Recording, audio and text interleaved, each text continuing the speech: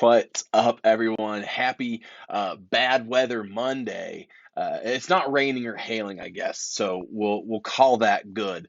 Um, but it's cold and it's cloudy, and but I've had to start mowing my lawn again, and so if it looks like I got punched in the face, or that my eyes aren't open, it's because I have so much allergy junk going on, that it's just miserable. But we have a great week coming forward, or coming up. We're talking about Peter's vision of the blanket being lowered down from heaven with all these animals on it, as we talk about God can deliver everyone. So this is really the moment that the gospel, the good news, Jesus is no longer just for the Jews; He is for everyone. So this is mine is 2 pages. Yours is only 1 page, because it's front and back, but the original copy is not. So here's what you're going to do. You're going to start off. If you have kindergarten through third grade, your small group rooms don't have chairs. They have those dots on the ground. So you're going to do the first activity, which is we're going to call it animal guessing. You're going to give your kids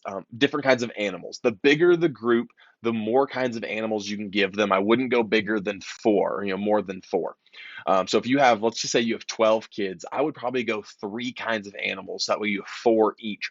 And you're going to say, hey, your kinds of animals are, and let's see, Linda and Carolyn gave us examples: cows, pigs, dogs. And so you're going to tell the first kid, you're going to go, okay, you're going to be a cow. And the next kid, you're going to say, you're going to be a pig. And the next kid, you're going to be a dog. And then they can only act like that animal and get into their groups with those animals. And so you can make it like a race. And so you can do it the fastest, and you can switch it up and add more animals, or you can let kids kind of make up what animals they want to do. So you're going to introduce yourself to the small group and allow kids to do the same. Go around the circle and talk about your highs and lows of the week. Hey, what was something really awesome that happened this week? Then play that game. If you have fourth and fifth graders, you have chairs in your room. So you're going to play more like an upset the fruit basket. And so again, with the big idea, you're going to say, have kids seated in a circle with one less chair in the circle than there are kids. Pick one person to start in the middle and go up to anyone seated and ask them, hey, who can join the circle? And then the person answers, only people with, and then you're going to say something. So only people with siblings. And then any person that's in the circle that's sitting down that doesn't have siblings has to switch chairs. And the person standing in the middle wants to get into a chair. So who can be in the circle? Only people who are wearing blue. So then if you're not wearing blue today, you have to get up and switch spots. Or only people who are in third grade, or fourth grade. If you have a combined group, then all the fifth graders have to move around the circle. So that's the opening small group. We're going to play that until it's time to get started. Have your kids come back to their seats. Have your kindergarten, first graders, second, third graders line up, come across the hall. Our large group time, we're going to play a game on the stage called 12 and 12. It's just a memory game. We're going to show you 12 images on the screen for 12 seconds, and then kids up on stage are going to have little whiteboards, and they're going to write down how many items they can remember. The kids in the crowd can shout out what they think. They can help their team mate. So we'll do that. We'll do our worship, do our story. I've attached the story in the planning center, so you can go and actually watch that ahead of time. It's the Carl video. Then you go back to your small groups where you have your questions as you normally have. So you have, various levels of difficulty and abstract thought. There's even a spot right here that says to dig deeper. It looks backwards to you, but it's there, I promise.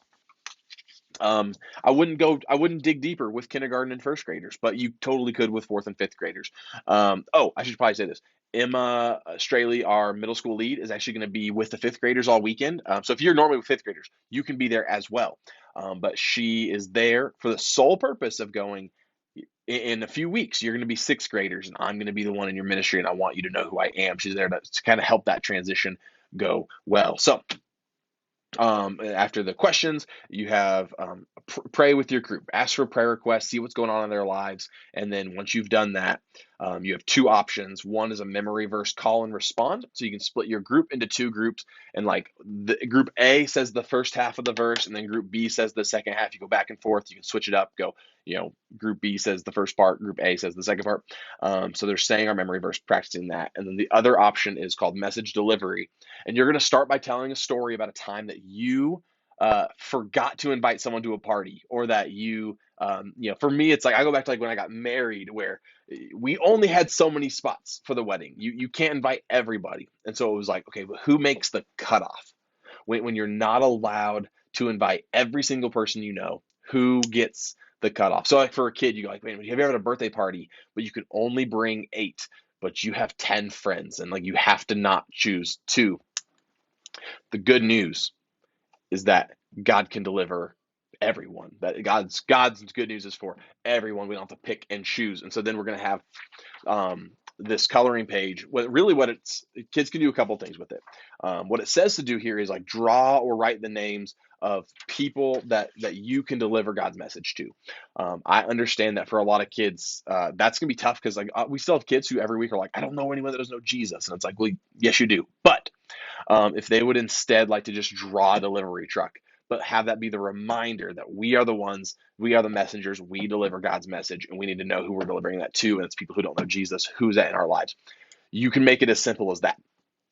So you have that. For the younger grades, I have another. It's over here. I'm not going to get it because it's buried under a stack of things. But we have another coloring page as well. And then you can obviously always go back to the first small group game if you want to play that some more with your groups, and you can just go back to there and let kids play that as they're getting picked up. This Sunday, we also have our training at 1 o'clock, 1 to 2:30. Lunch is going to be provided. If you've already accepted, great. If you've declined, great. If you haven't, I will be contacting you in the next day or two because I need to order food.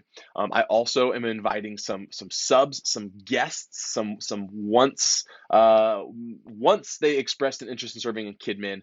We want to grow that team. We're going to talk about that. Our big key idea is, what does the perfect service look like? How do we have the perfect service in KidMin? So I really hope you make it. I don't believe in meetings that could be emails, so we're gonna really talk about practical things and have a time for asking questions along the way. And my goal is to be done before 2:30, but I really want us to set that time aside. So have a great day, have a great week. I will talk to you guys later. Peace out.